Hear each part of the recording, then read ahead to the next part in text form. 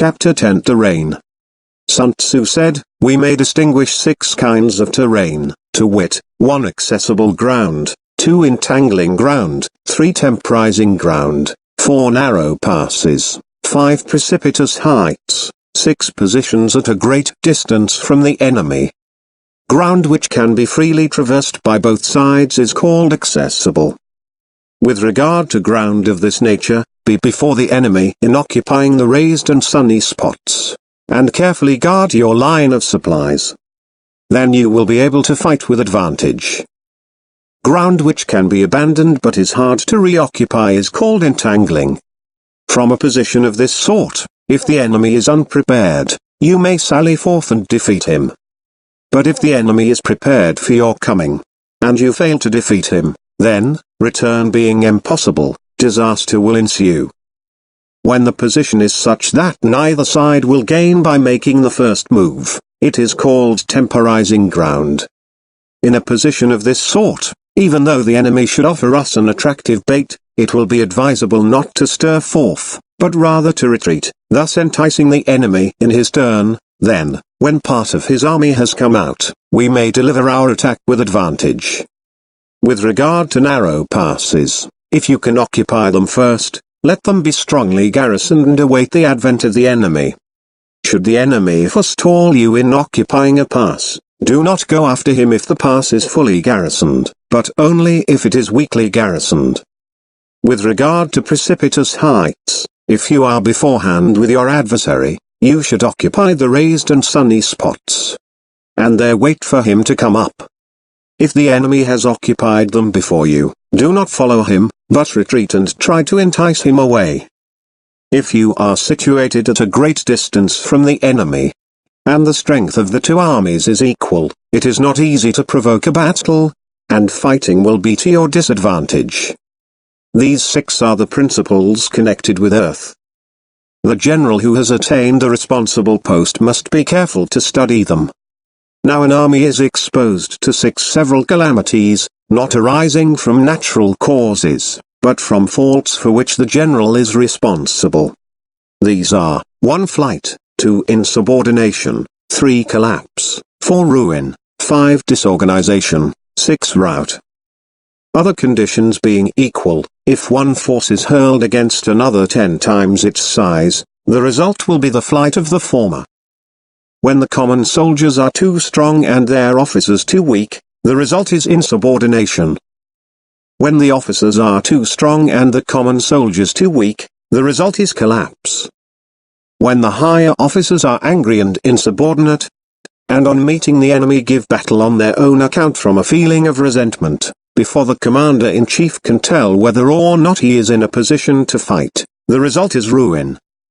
When the general is weak and without authority, when his orders are not clear and distinct, when there are no fixed duties assigned to officers and men, and the ranks are formed in a slovenly haphazard manner, the result is utter disorganization. When a general, unable to estimate the enemy's strength, allows an inferior force to engage a larger one, or hurls a weak detachment against a powerful one, and neglects to place picked soldiers in the front rank, the result must be a rout.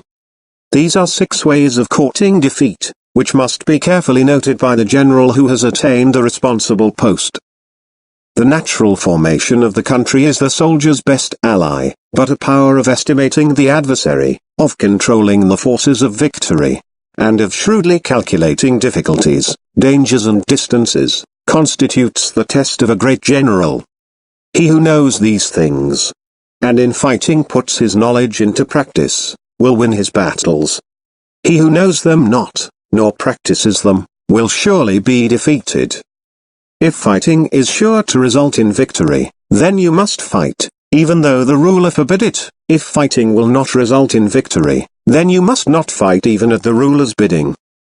The general who advances without coveting fame and retreats without fearing disgrace, whose only thought is to protect his country and do good service for his sovereign, is the jewel of the kingdom. Regard your soldiers as your children, and they will follow you into the deepest valleys. Look upon them as your own beloved sons, and they will stand by you even unto death. If, however, You are indulgent, but unable to make your authority felt, kind-hearted, but unable to enforce your commands, and incapable, moreover, of quelling disorder. Then your soldiers must be likened to spoilt children. They are useless for any practical purpose. If we know that our own men are in a condition to attack, but are unaware that the enemy is not open to attack, we have gone only halfway towards victory. If we know that the enemy is open to attack, but are unaware that our own men are not in a condition to attack, we have gone only halfway towards victory. If we know that the enemy is open to attack, and also know that our men are in a condition to attack, but are unaware that the nature of the ground makes fighting impracticable, we have still gone only halfway towards victory. Hence the experienced soldier, once in motion, is never bewildered. Once he has broken camp, he is never at a loss. Hence the saying, if you know the enemy and know yourself, your victory will not stand in doubt. If you know heaven and know earth, you may make your victory complete. Chapter 11 The 9 Situations. Sun Tzu said, the art of war recognizes 9 varieties of ground: 1 dispersive ground, 2 facile ground, 3 contentious ground, 4 open ground, 5 ground of intersecting highways, 6 serious ground, 7 difficult ground, 8 hemmed-in ground, 9 desperate ground. When a chieftain is fighting in his own territory, it is dispersive ground. When he has penetrated into hostile territory, but to no great distance, it is facile ground. Ground the possession of which imports great advantage to either side, is contentious ground. Ground on which each side has liberty of movement is open ground. Ground which forms the key to 3 contiguous states, so that he who occupies it first has most of the empire at his command, is a ground of intersecting highways. When an army has penetrated into the heart of a hostile country, leaving a number of fortified cities in its rear, it is serious ground. Mountain forests, rugged steeps, marshes and fens, all country that is hard to traverse, this is difficult ground.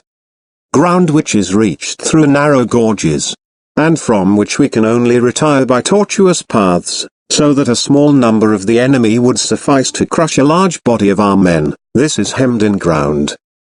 Ground on which we can only be saved from destruction by fighting without delay, is desperate ground. On dispersive ground, therefore, fight not. On facile ground, halt not. On contentious ground, attack not. On open ground, do not try to block the enemy's way. On the ground of intersecting highways, join hands with your allies. On serious ground, gather in plunder. In difficult ground, keep steadily on the march. On hemmed-in ground, resort to stratagem. On desperate ground, fight.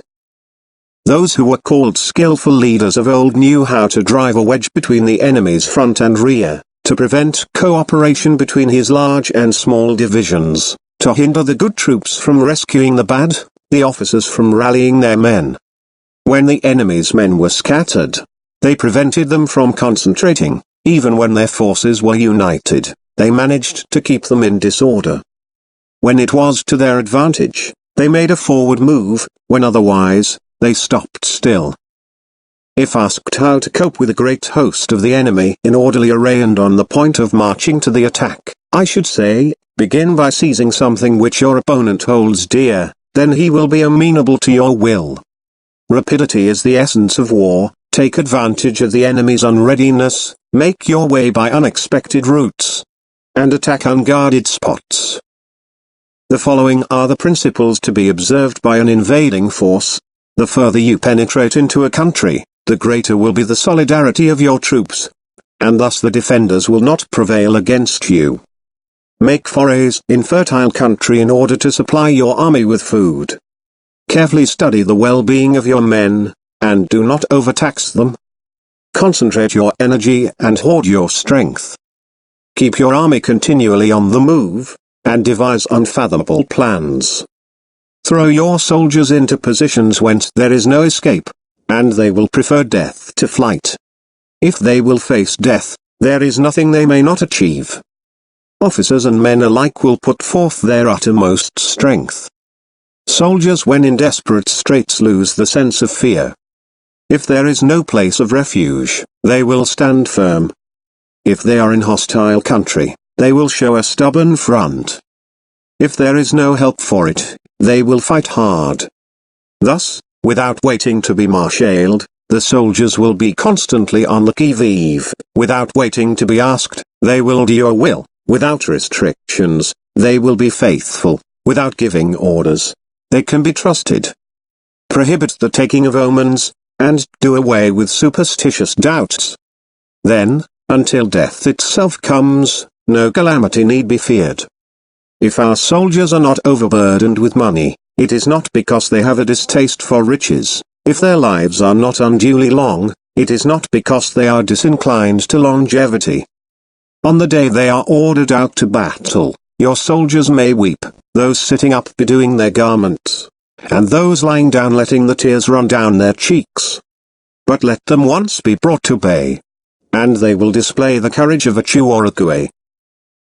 The skillful tactician may be likened to the Shuai-Jian. Now the Shuai-Jian is a snake that is found in the Chang Mountains. Strike at its head, and you will be attacked by its tail. Strike at its tail, and you will be attacked by its head. Strike at its middle, and you will be attacked by head and tail both.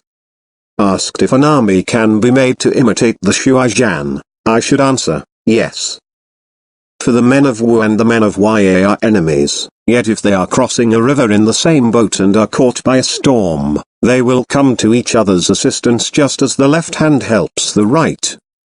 Hence it is not enough to put one's trust in the tethering of horses and the burying of chariot wheels in the ground. The principle on which to manage an army is to set up one standard of courage which all must reach. How to make the best of both strong and weak? That is a question involving the proper use of ground.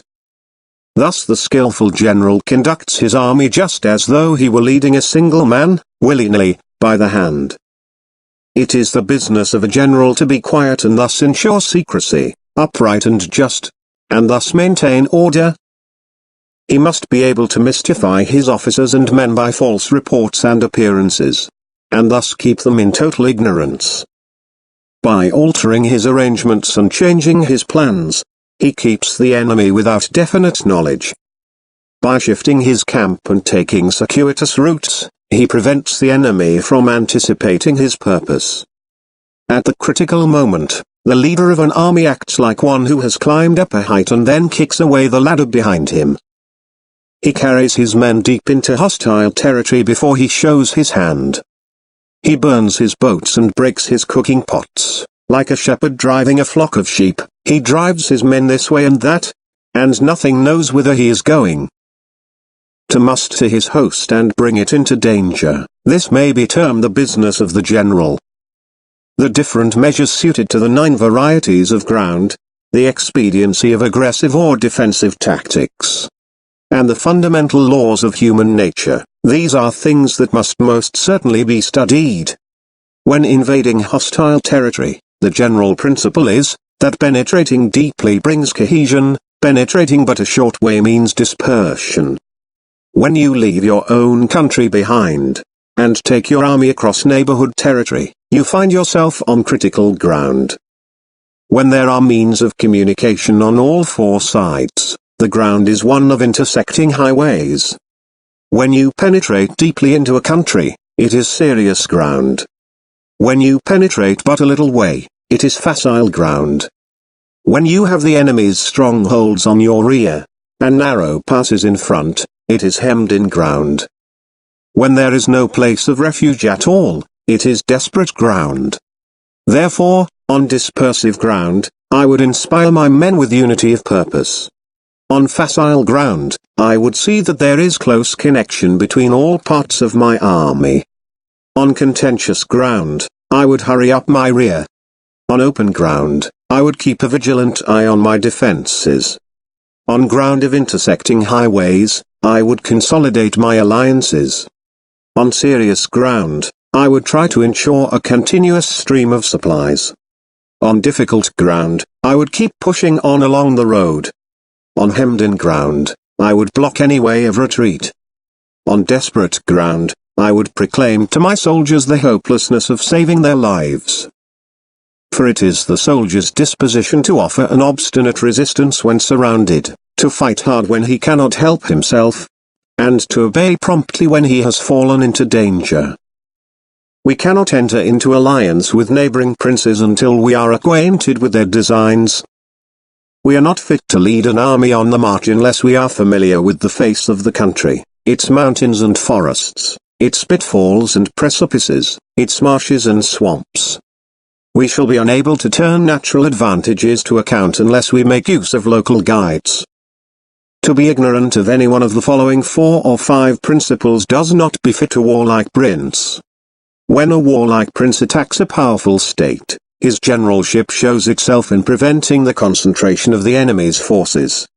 He overawes his opponents, and their allies are prevented from joining against him. Hence he does not strive to ally himself with all and sundry, nor does he foster the power of other states. He carries out his own secret designs, keeping his antagonists in awe. Thus he is able to capture their cities and overthrow their kingdoms.